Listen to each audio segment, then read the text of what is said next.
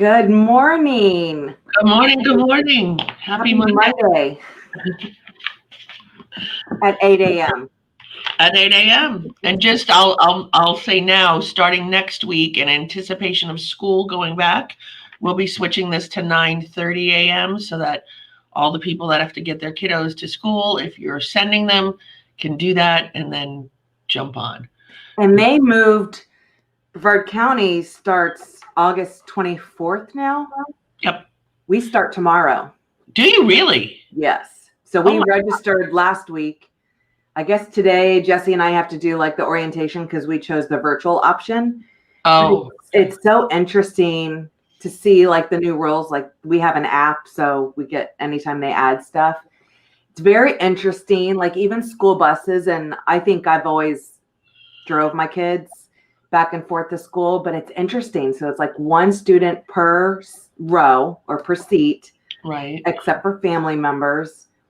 It's just interesting, when you're allowed to arrive. It's like school buses arrive at this time. If you're being dropped off, it's at this time. If you're a student driver, it's this time. And they're doing the same thing when they release, and they've added an extra lunch. And they want you to bring your own lunch, or they'll have grab and goes. So not your normal, like I remember Palm Bay High was really cool. Where we're at is, I feel like we're just in a 2-story elementary because it's so small and just weird. Like there's no outside common areas, and that's right. all there is for, especially in a high school level. But it's just going to be interesting, and they take your temperature upon arrival. Are they? Wow. I honestly, I've sort of, and I hate to say, sort of buried my head in the sand a little bit about this whole thing because I don't really want to think about it. But Gavin wants to go back to in-person school. So we're going to do that. I talked to him yesterday. I'm going to sign him up for the bus, but I'm probably going to drive him because that just feels like a hotbed of incubation to me. Yeah, they are encouraging, if at all you can, take your students back and forth, to do that for sure versus having them ride the bus. I don't think any of the buses, when Jesse did ride the bus, they weren't very full, but I imagine some areas are pretty packed. Right. So yeah, how do they do that? I know Leo's sister runs buses up in Jersey, and they were talking about like the clear shower curtains and all that. And I'm thinking that's a lot of work for cleanup. Yes. How do you still have to clean that? Right. And right. kids are kids. Yeah. I just can't even imagine trying to be a bus driver, or even, I guess they would have to have an aide because a bus driver can't make sure everybody's social distancing or whatever. Wow. I don't know. It's interesting times is all I can say. It really, really is. And it'll be interesting to see how it all plays out. And I know a lot of people are struggling with their decision on what to do. And so, I hope everybody makes the right decision for their family and what they're comfortable with, and it goes well. I see like both sides, and I know just for myself, going anywhere and being around people, it just feels so weird now. Like I don't know how to act, and I can't imagine for a kid, what that's even like for a kid to not have that social environment to be around other kids. Because I know how I feel as an adult. Right. Like, I don't know, you meet people or you haven't seen somebody in a long time, and I'm not much of a hugger, or at least I never thought of myself as a hugger. We're not allowed to hug, and now I'm like, what do you do now? Like, right. Well, yeah, no hugging, no handshaking. It's very odd. And it's like, what do you do? It's almost like when you leave the house and you realize you forgot your phone, you almost feel naked. So the same thing when I go to meet people and I just want to hug them, but then it's like, what do you do? How am I supposed to act? I don't even know. What's the right thing? It's interesting times, and gosh, I kind of want life to go back to normal. I want to come down there.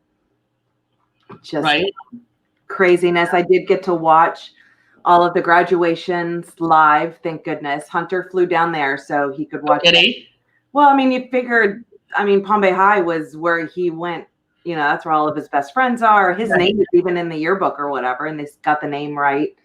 So he was there, and I was watching it on my computer. And So he sent me pictures, when his friends were going up, and I was sending him the screenshots of the live feed I was getting, which was up close, and he's in the stand, so he could get those pictures. But it was very emotional because seeing everybody with the masks, and I don't know, it was way more emotional than I thought it would be. It was just, I think it's because the times are so different, and you're seeing these kids finally graduate. Oh, I'm gonna get emotional just thinking about it, honestly. And now they're graduating when their seats are so far apart, and they all have their masks on, and it feels so surreal. It's just, and you think they missed their whole last quarter of their senior year, and yeah, I mean, it's a lot. It's a lot. So. Yeah, we have so school starts tomorrow officially, but the high school graduation is Saturday here. Oh. But wow. I mean, it's nothing like it was supposed to be at UT, and all the schools, I guess, have their times at UT, and Hunter, the guard teams, do all these performances. But of course, none of that is happening. So we're going to be on the football field like we would be down there, but. Right.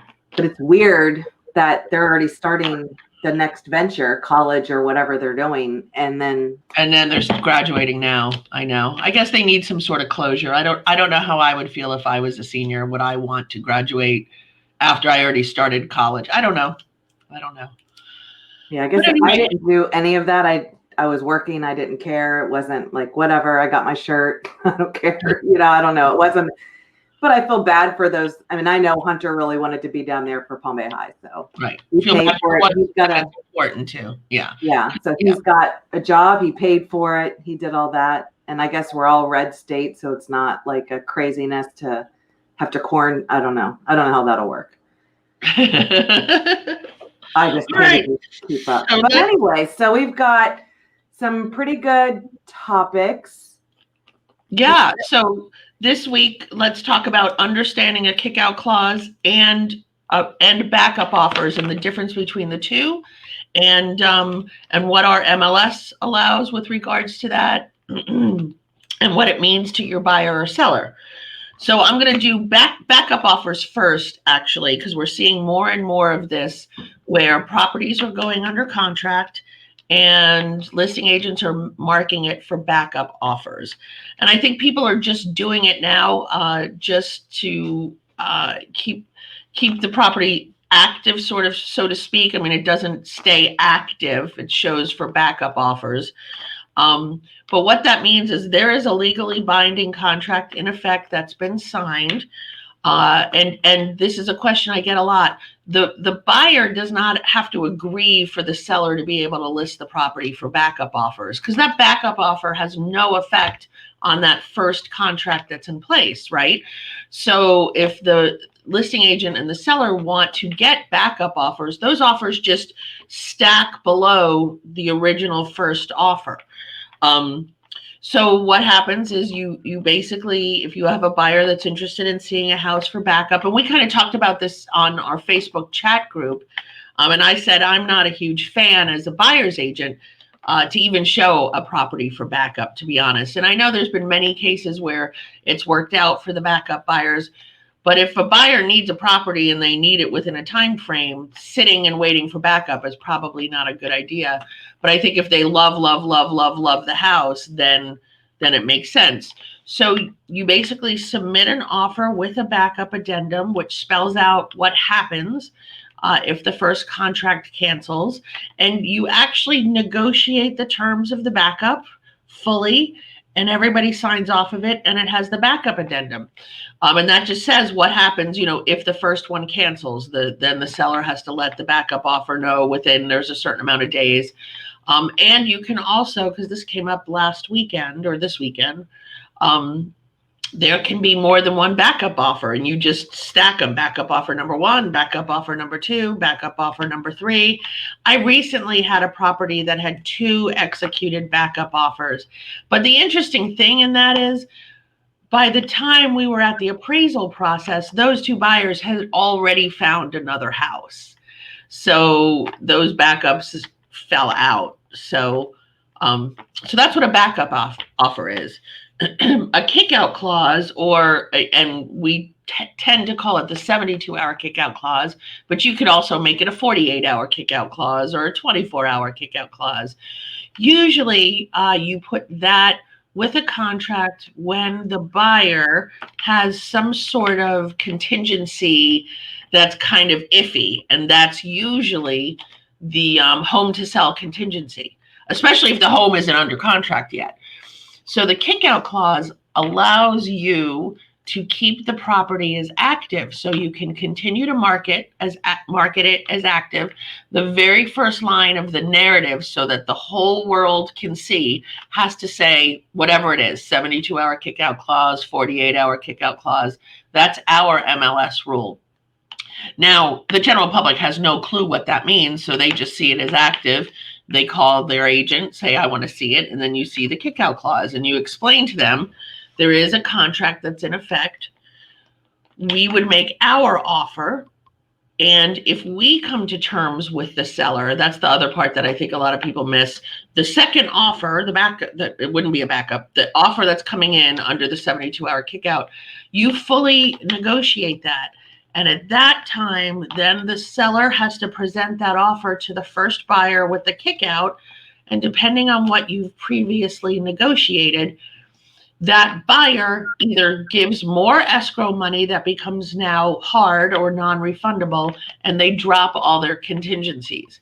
Now that really, I can only see a buyer doing that, of dropping the contingencies, if their house is under contract, appraisal's been done, loan commitment maybe, because now they're taking the chance because they're going to lose their escrow money, or that buyer cancels and that next offer comes in and is then in effect the offer. So on the MLS, because I've been noticing this more and more with the backups, is when it's in backup status, is it contingent? It is. I notice, I guess the way the MLS feeds, when we're like on our website, it looks active. Correct. Unless it's pending. Correct. It still shows until you like open it up, and then that's when you see like backup offers. And I've been seeing that a lot lately. Correct. Looking at properties, and I think that's so. I guess even the kick out, it's still active because there's a kick out. And same thing with the backups, but at least that shows as contingent or backup status. Right. The consumer would know what any of that means, but exactly. So that's the part about the backup that I don't love. You actually mark it as contingent, but then backup is one of the choices. So inspection, appraisal, whatever, backup is the choice. And when you mark it as backup, it still feeds out to the world looking like it's active, but it says backup. So it's really, it can be frustrating because if you, especially in this market where we have so few homes, you can have this buyer who keeps calling you on backup houses. Yeah, it's just the last couple of weeks I've noticed that, just opening properties up because it looks active until I go into the details, and then you realize, and then you're like, oh wait, yeah.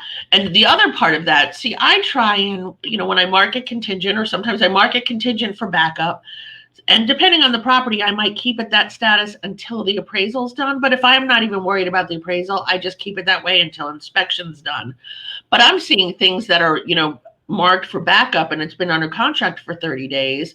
So you don't want to waste anybody's time showing that property unless I call the agent and say, where are you at? And they'll be like, oh, it's closing on Wednesday. And it's like, well, take it out of backup then, because it's just a waste of everybody's time. And I'm not a big fan of having my time wasted. So, but that's what we're seeing is they're marketing as backup, and they're not ever changing it to pending, ever, just from backup to closed. Okay. And so, I'm just seeing that a lot, and it's interesting how it feeds through, but it'll stay on. Like, I know for our website, our setting is actives only. Like, we don't want pending properties, because on a consumer level, I mean, it's all about the consumer experience, I think, like on a website. And I think it's confusing. People hate that, like, oh, well, blah, blah, blah. But I was like, I don't understand. Like, we have it set up. But that's when I realized active and contingent feeds over as kind of active. Right. Still. Right. So So yeah, it can be frustrating, and then understanding the two, because sometimes you have an agent who's never done either as a listing agent, and they don't even understand the difference between the two things, because a backup is just that. You will be in second position or third position, whereas if you're making an offer with a kickout clause, you within that however many hours can be that first contract. It's If that basically buyer, going back to number one, like, hey, and I try not wanting to come out of my mouth, I can't really say live. So, but basically, they have to. I try not to. When I have a listing in it and it's a home to sell contingency, I always recommend doing the kickout clause. But at the same time, as a buyer's agent, am I showing houses that have a kickout clause? They have to really love it on the internet for me to be able to show it. Because again, it's another thing of kind of getting your hopes up too high. And if you have to wait 72 hours, that's 3 days.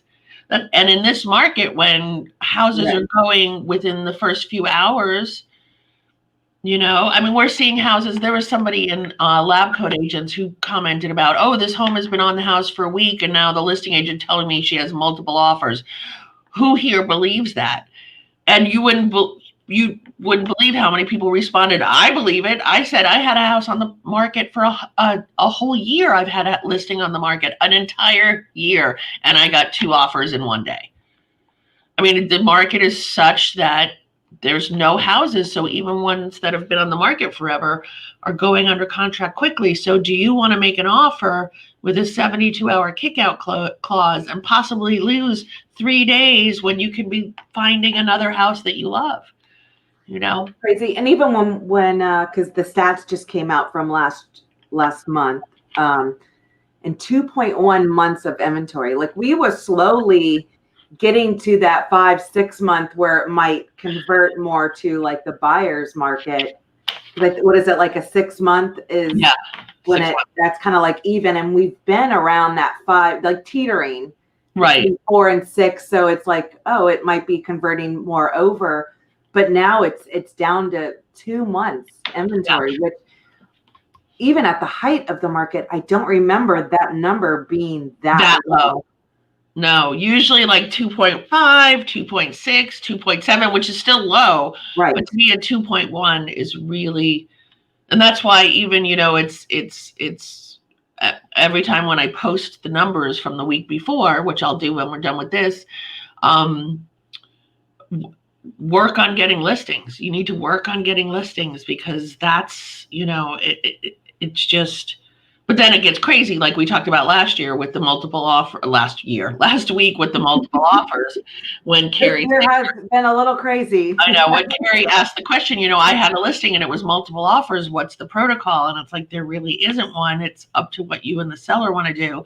And it's incredibly stressful because you have all these people wanting to get the property. And I know how stressful it is if you're the buyer's agent, because I know how frustrating that was, even with me moving. But you have people that can't just pay cash, or people that may need, FHA or just different loan types, and how hard it is for that. Right. For any buyer to be able to, when you're competing, it's. Well, and here's even when you're competing. So here's even an example. I put an offer in on a house yesterday, $500,000 home, and my buyers are doing VA. They're not doing VA because they don't have any money. They're doing VA because they can do it with 100% financing. The interest rate is super duper low, and they can preserve their cash to either put in a pool or do whatever they want. And because interest rate is so low, why would you use your cash? And then there was a potential for another offer coming in, and I started to get nervous, because especially in that price range, sometimes sellers don't understand not putting money down. They think, oh, these guys are risky, or these people have plenty of money. If my brother did the same thing when he just bought his house. He did VA. He's got plenty. So Right. But it's like free money. So why wouldn't you do that with a low interest rate? But then you worry, in a multiple offer situation, are they going to select the conventional loan 20% down because it appears to be stronger? but it may not be, you know. So it's hard right now. Thankfully, the second set of buyers, and it's funny because the listing agent sent me the text from the other agent so that because again, this house had been on the market for 75 days. I think so that I would know that she wasn't just telling me this, you know, and thankfully the other buyers decided not to make an offer because they didn't want to get into a multiple offer situation. So, but yeah, I just think, you know, definitely trying to get those listings and using all the data that, you know, we've been going over, the charts that you do every single week, trying to make sure that you're able to use that to your advantage. I know that we spoke about the first app, like, did you actually download the app? Are you actually using it? I mean, if you haven't already, or if you did, just remember you have, what is it? It's 90 days free. 90 days free. So here's a funny thing. So I actually, it's a reminder to me that I need to be using that first app. So I have this person I sold a property to very close to my home. So I tend to pass her home often. She has referred, I can't tell you how many people to me in her neighborhood to sell. And I drove by the other day and someone else's sign was in her front yard. I was horrified. Right, exactly that face. I was horrified. I mean, and mainly because it'd be one thing if I didn't keep in touch or she didn't refer other people to me, but she refers people to me all the time. And so who knows? I mean, who knows? The other agent is a great agent, different company. But who knows? Maybe they're good friends now. Maybe they're, you know, in some Bible study together, or who knows? But I was like, and if I had been using my first app, I probably would have seen, because that showed that collects data from that person doing searches, and that's kind of how they figure out that someone's maybe going to be selling. It's so important to be using the first app. Get it started. We on our Elite University, I do have, if you haven't been there in a while, make sure to go check it out. We are constantly adding new content and courses. I do have a bunch of videos on first, getting started from signing up on the app to just really kind of diving deep, organizing your, you know, your database. So definitely that's Max Elite U. We'll put the link in the comments. It's also in our newsletter and the units, and I mean, it's everywhere.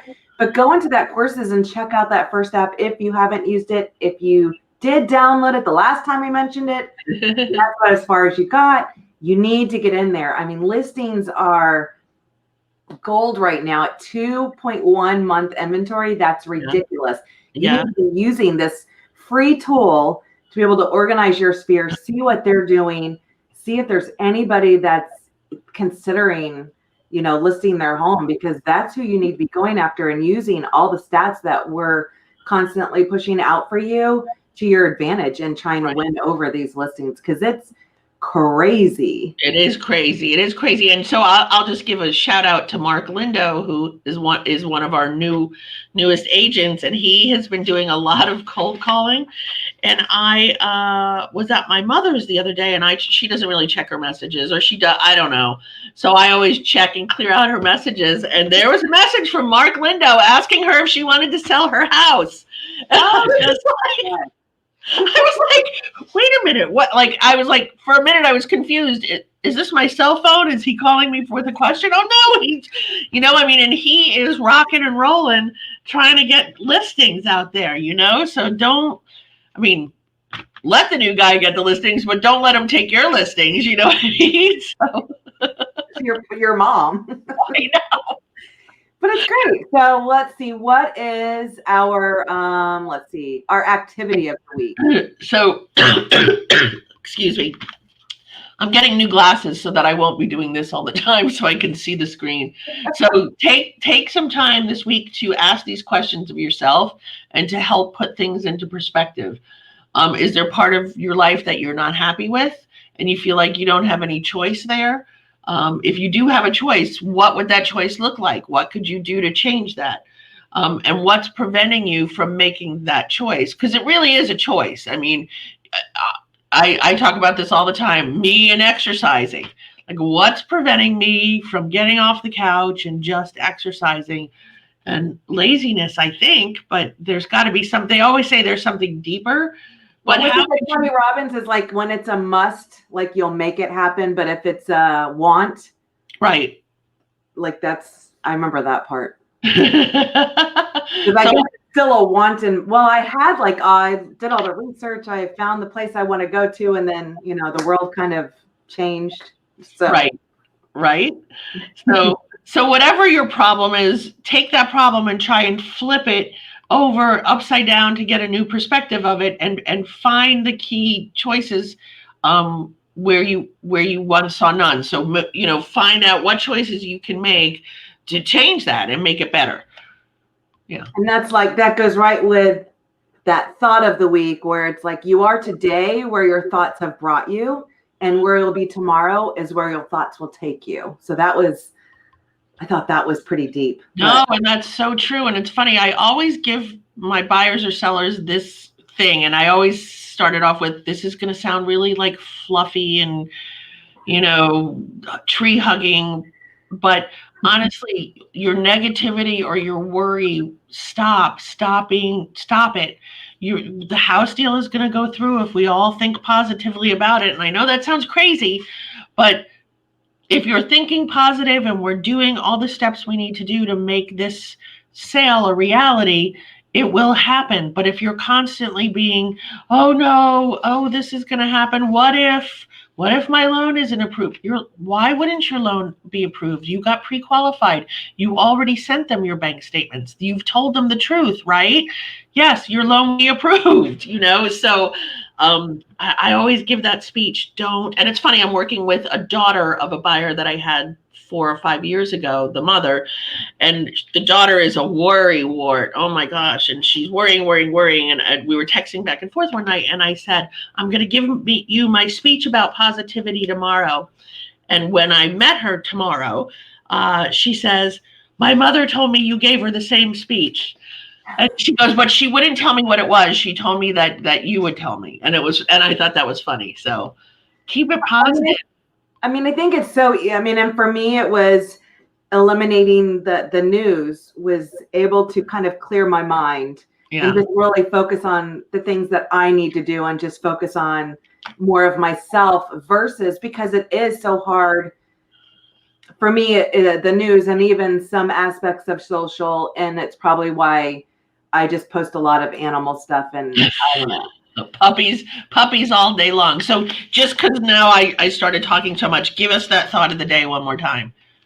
Oh, the thought of the day is, you are today what your thoughts have brought you.